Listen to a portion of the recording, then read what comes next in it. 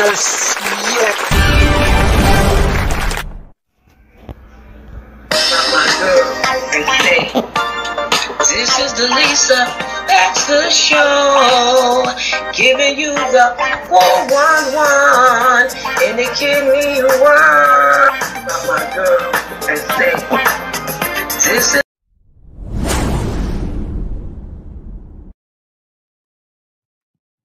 All right.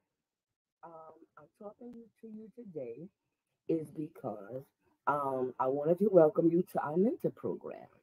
Yes, I am your mentor, and I'm going to be helping you to deal with dialysis and transplant and kidney disease.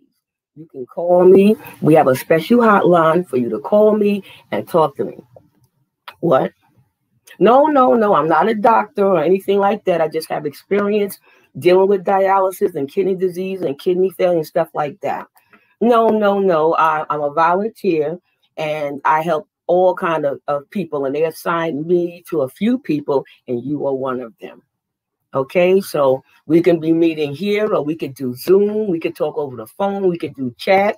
We can do it weekly or monthly. Whatever you need or see a need. We could discuss stuff.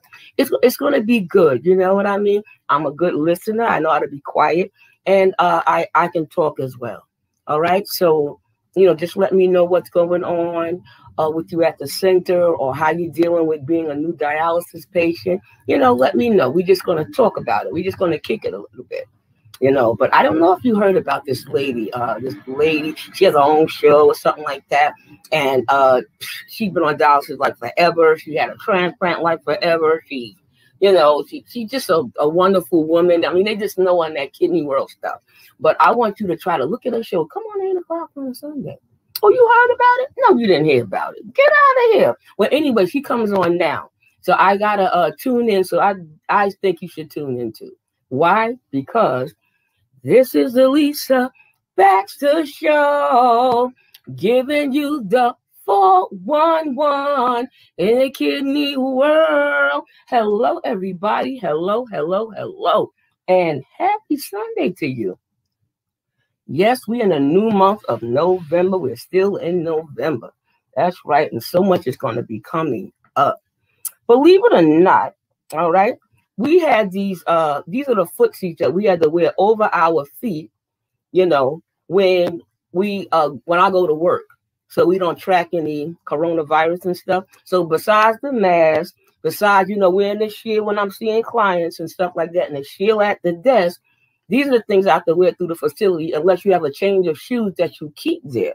So this is good for, not, tracking on a lot of stuff. I see a lot of hospitals and clinics and stuff have these things for certain people, but in our place where we work, we have this. So I just wanted to show this to you guys. Okay. Okay. Today, my husband would have been 60 years old. And boy, I miss him. We would have been doing it up if he was here. But happy heavenly birthday, Mitch. Mwah. Your wife loves you. She's still here. Hold my feet up there. It ain't time yet. How about that? Okay, we got a wonderful slam and great show for you tonight. My guest has been on my show before. That's right. Yes, she has. All right. This is when she was on dialysis. And now she has a transplant.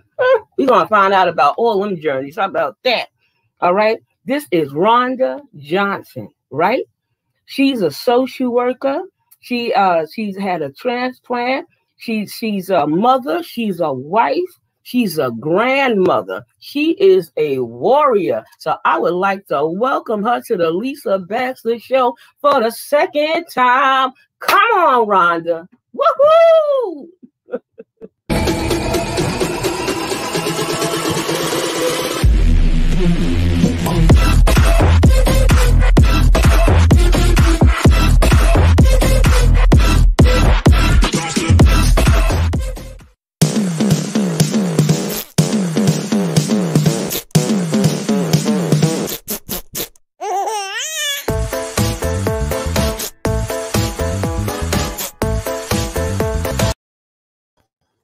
All right now, all right. Hi, everybody. Happy Sunday. Wow. Hi, this Lisa. Is a new thing, right? Yes, it is. Before, We was side by side in my house, my Right. apartment. You know, y'all did the show all on all kind of locations, but this time we doing split screen, and we was even doing this before the pandemic. How about that? So look at here, look at here. Let's drive right in here All and right. welcome. Thank you. Boy, you're a survivor and a warrior on every hand, girl. Not just about dialysis or anything out or kidney disease, but you are just a real trooper, a real warrior, a patient one. And you got that transplant. Oh man, I'm just too Thank happy for you. you. Glory be to God, the total glory. Next. Say hello, Miracle. Say hi. She called her kidney Miracle. I call mine Anna. I ain't mad at you. You ain't never lied. Name that miracle. Name that blessing. How about that? Yes, she Well, is. wow. Now, Rhonda, tell us before we get into the other stuff. Tell us what made you become a social worker.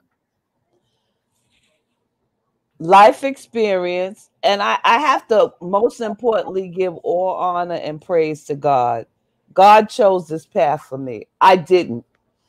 He chose it based on my own personal experience, and I had no idea that that was what I was going to do or even born to do. I always Wow. like to talk to people.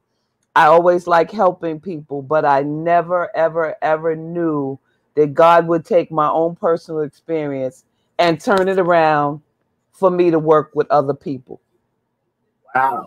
Wow. I had no Mm. idea that that was going to happen. Well, how long you been a social worker? Um, Initially, I started out, well, first, let me say I'm a child welfare background. I started out as a secretary. People used to leave the client's kids at the desk so they could go to meetings with the client, and they would leave the kids with me. Um, and of course, you know, the kids would touch my heart because I would get into them. But not only that, based on my own personal experience of having had that child in foster care experience, what happened was one day as a secretary, I was reading through the charts. I was filing some stuff. And as I looked, I got a glimpse at my own life through the lives of these children. And I broke down and I cried. I must have cried. I had to stop filing. And then, of course, they started leaving me with the children. So I started talking with the children. Um, and from there sprang a desire to work with the children who were yet much like my own children. And I said, gee, if this is what these kids are going through, maybe my kids were having the same experience. So I found myself working in the group homes with the kids. And then one day I discovered that the kids longed to be with their parents. And I says, well, gee, there's another side to this. It's not just the kids. And I worked with the kids for a while. I left the secretary's position, worked with the kids, and then left from the kids and said, you know what? I want to work with the parents. And that's how I became a social worker in the child welfare agency. Wow. Well, I had worked with ACS too for like 6 years too, with foster care and runaways and adoption agencies and stuff like that. So they do touch your heart and they do move you and it makes you want to do more and work harder at it. And I dealt with the teenagers as well, and I love them. And that's a hard population, people say. But you know, all of it can be a challenge, but it's a blessing at the same time. You know, It's just so no coincidence that that was the agency that my kids and my family were involved in. So it's funny how God took me out of that agency and then put me back in a different capacity. So again, yeah. my work with them was born out of my own personal experience with them. Um, so I've been with Wow. them now 27 years next month. Woo! Ooh, And I my must hat have off to worked you. in, yeah, every Wow. department they had there. Um, in search of trying to find a better way to not just to understand. I understand what they're going through, but how can I help? How can I give back? And so that's how I ended up being a social worker in the child welfare agency as a parent advocate with the parents that children are in foster care. Well, okay, that's fantastic. Now, tell us about your dialysis journey. My dialysis journey, which I met the beautiful Miss Lisa Baxter. Um, I came in very new to that experience, very afraid, having a lot of questions, kind of sort of embracing it because that was what I had to do. And it just took off. That was in 2011. And I found that it wasn't helping me, but it was hurting me more than it was helping me. And I started talking to you, of course. They couldn't figure out this treatment or how to treat me or what to do. My numbers were always perfect. Like nobody could figure it out. And I was very uncomfortable. And so I spoke to you, if you remember, and I says, gee, Lisa, where can I get a second opinion? And you said, well, I don't know if you can get a second opinion, but what you can do is you can talk to this doctor, my lovely nephrologist, Dr. Scott, because he's having a research program. And I said, a research? I said, okay, well, it couldn't help. I mean, it couldn't hurt if I just get involved in the research. And it was specifically for people with polycystic kidney disease, which we had. So I went in to see him. I made my appointment. And during the time that I entered into the study, I asked him about second opinions. And he says, well, see if you can get a copy of, your dialysis labs and bring them back to me on your next appointment. When I did, he looked at it and he discovered that I had well over enough kidney function to support me without being on dialysis. That's right. So at that time in 2011, I did do dialysis up until April, I think, was it April or May of the following year, and I was taken off. And by the grace of God, I remained off of dialysis for 6 years under Dr. Scott's care. Yes, yes. In 2017, yes, he is excellent. In 2017, my time was up. It was now time to go on dialysis, and my kidney function had decreased to that point. But during 2011, I discovered that I could get listed for a transplant.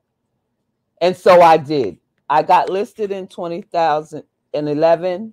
I remained listed throughout my entire process. When it came time to go back on dialysis in 2017, I remained on dialysis. And this time it was a little bit of a struggle. I was more involved in the dialysis than I had been previously. My numbers weren't so good.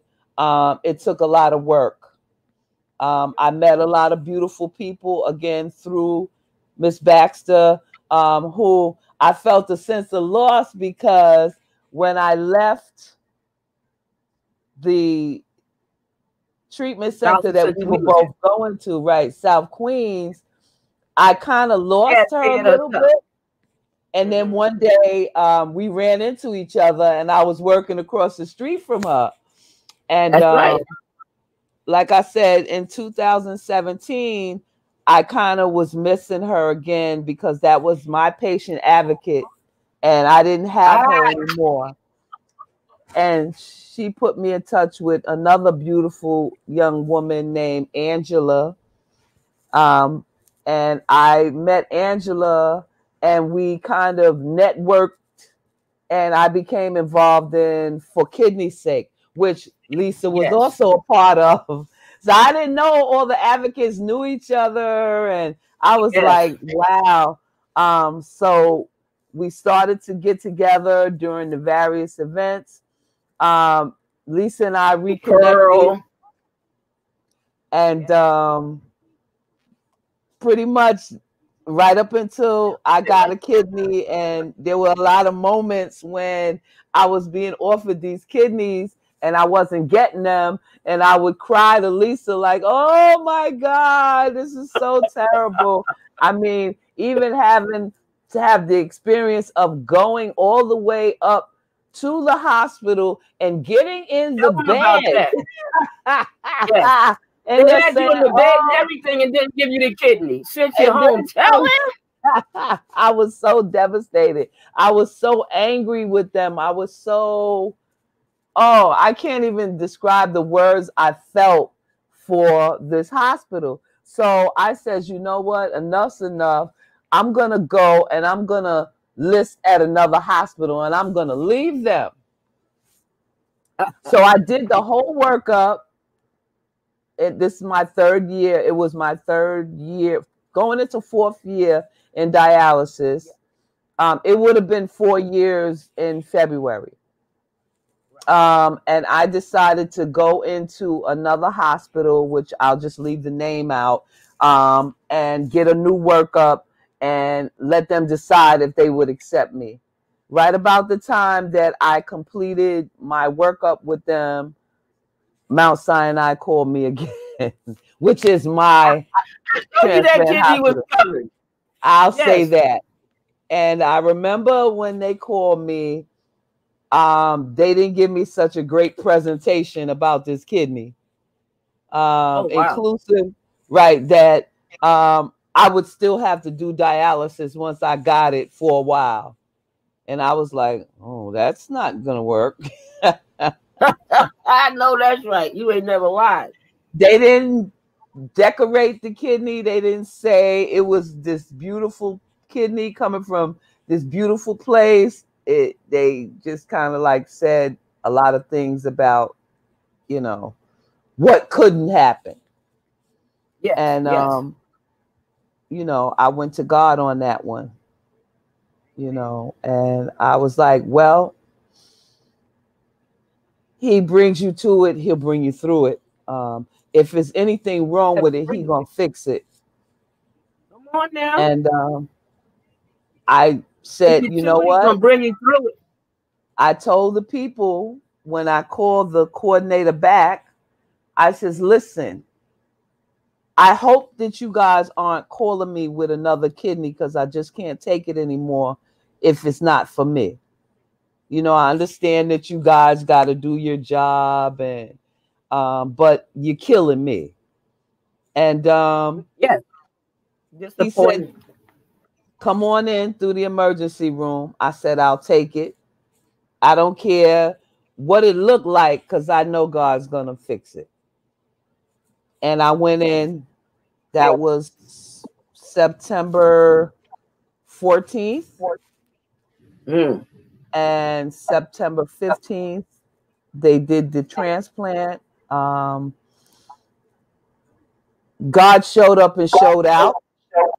Come on now. Everything from the operating room not being ready at the time I was prepped and ready to go, to the anesthesiologist saying he didn't have reports on my heart, so he couldn't anesthetize me in order to do the surgery, to once I got in there, they couldn't find the vein to put they had to deaden my entire arm in order to find a line.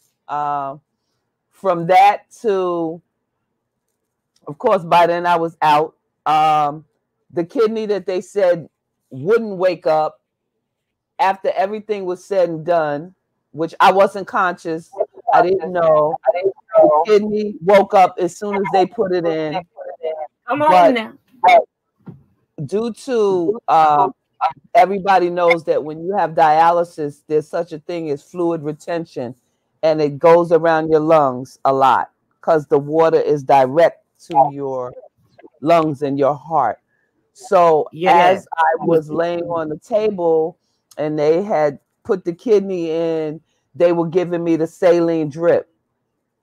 My lungs filled up with fluid.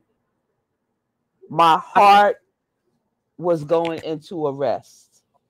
I had no idea Shonda. what was going on. Um, they had to intubate me to suck the fluid out and pray that my heart would It relax. still works. Yes. Right, that they didn't lose me because they were losing me.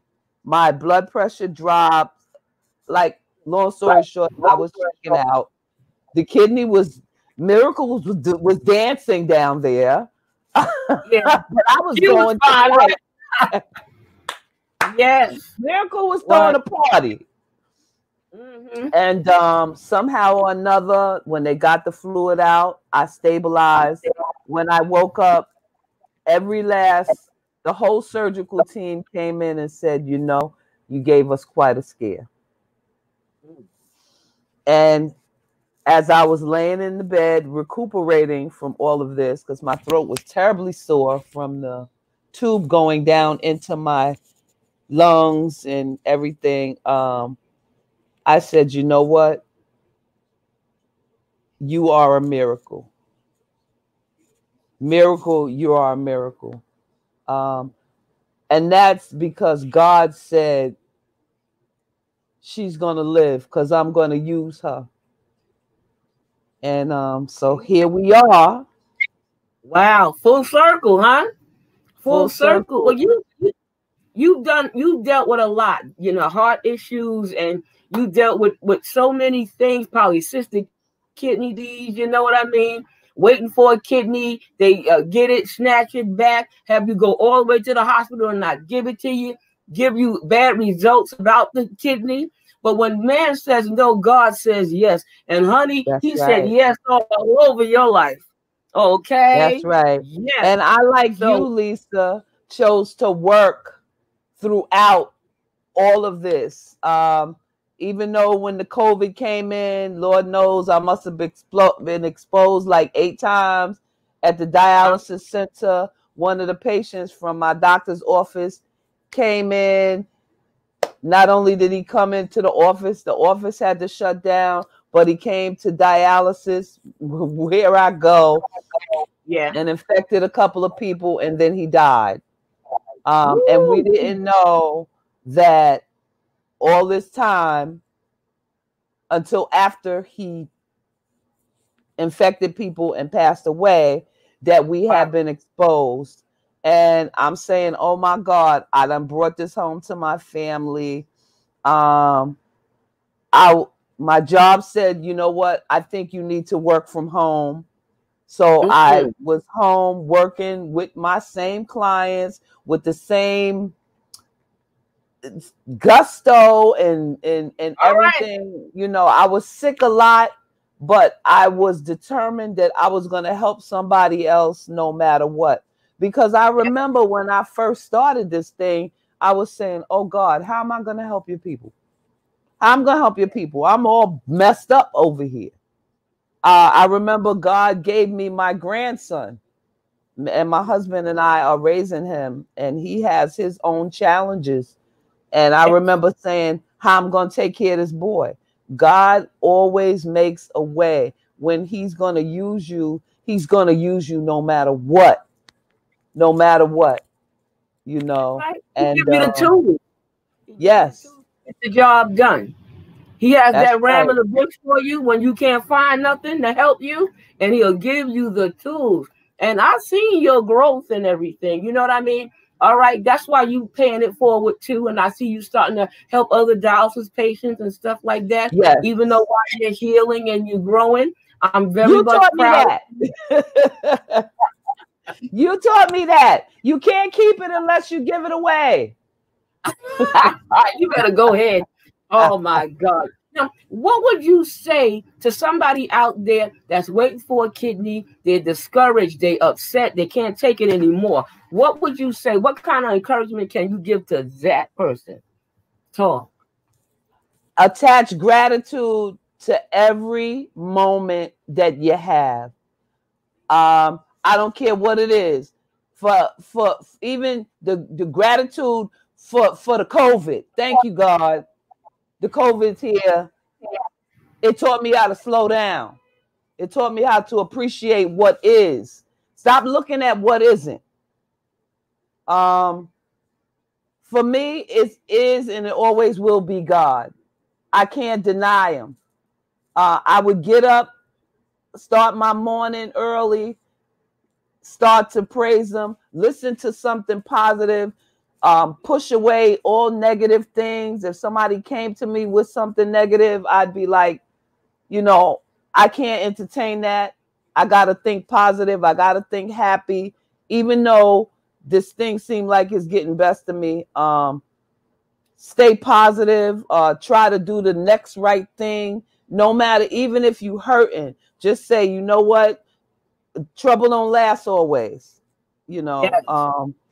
I had to believe in a power greater than myself, because for me, I'm so limited, you know.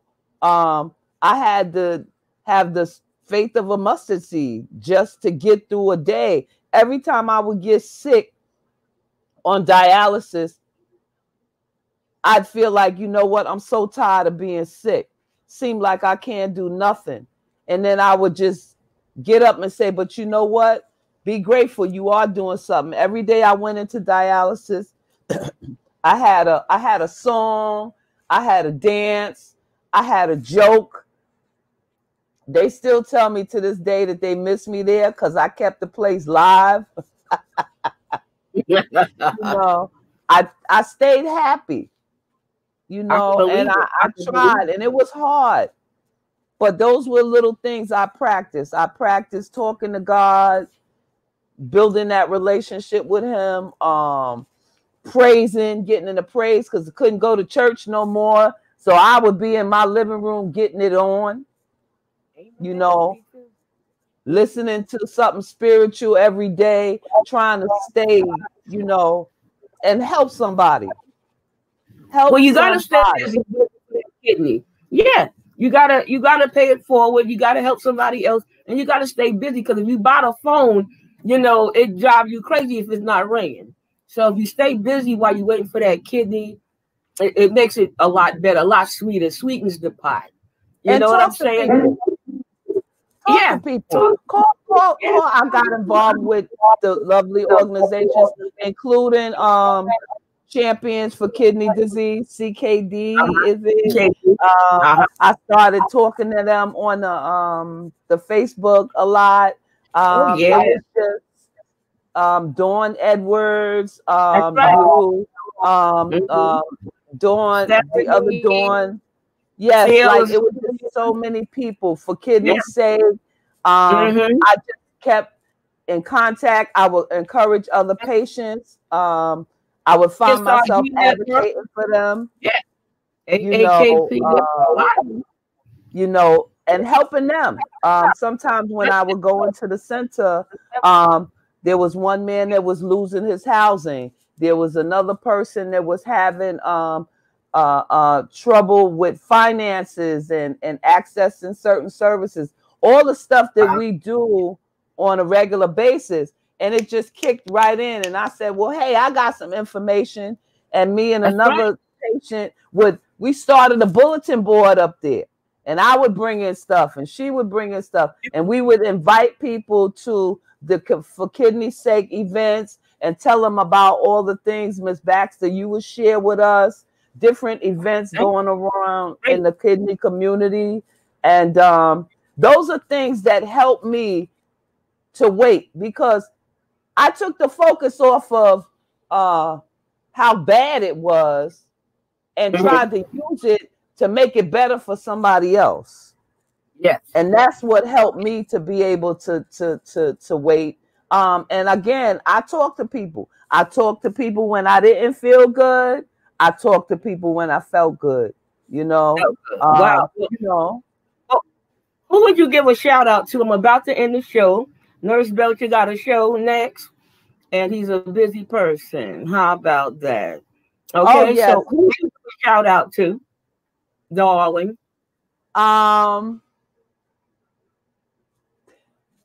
Gosh, that's a hard one because I want to shout out to everybody. Say everybody. But most importantly, your husband or somebody. But most importantly, I want to shout out to all the people in the kidney community, including Mr. Belcher, Miss Lisa. Shout out to God, who's the head of my life. Shout out to my family. I just love you all. God bless you. And shout out to Mount Sinai. Y'all came through. Yeah, that's where I got my kidney from. I ain't miracle. Yeah. Hallelujah. No. You know, you always an awesome guest. You a woman on fire. Keep that fire burning and going. Keep helping yourself and helping others, your neighbors, and your community. I'm going to thank you again. I'm going to say good night. You're welcome, darling. I love you, and I'll see you at the next event. Oh, yeah. Don't forget, tell everybody about Pink and Pearls. That's right. Woohoo! All right. Have a good night, everybody. Thank you, dear. You're welcome. Wow. Listen to this. Well, guys, you have heard it. You have heard it on the Lisa Baxter Show tonight. A wonderful guest. Next week, I got a doctor. That's right. A doctor will be in the house. Lieutenant. That's right. Lieutenant, Colonel, Doctor, Physician. All right. Rimothea L. Webster will be in the house. That's right. So you'll hear a whole lot from her. She's in the military and she's a doctor. Thank you for tuning in. Bless your life. See you next week. Mwah. A million blessings. Peace. V for victory. Do you know you could have kidney disease and not even know it? 9 out of 10 people who have stage 3 chronic kidney disease do not know it. The rate of kidney failure for African Americans is 3 times higher than among Caucasians. And one reason for this is that they are not aware when they have earlier stages of kidney disease. At a time, treatment could prevent the damage from progressing to the point when dialysis or kidney transplantation is necessary. In addition, due to high rates of diabetes, high blood pressure, and heart disease, Blacks and African Americans have an increased risk of developing kidney failure. African Americans need to be aware of these risk factors and visit their doctor or clinic regularly to check their blood sugar, blood pressure, urine protein, and kidney function. Be aware. Get tested. The life you save may be your own. For more information, contact urbankidneyalliance.org.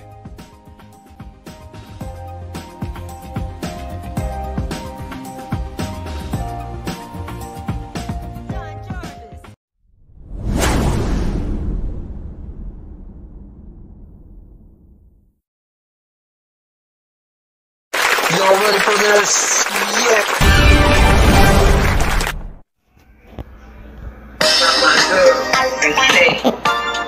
This is the Lisa Baxter Show, giving you the 411 in the kidney one.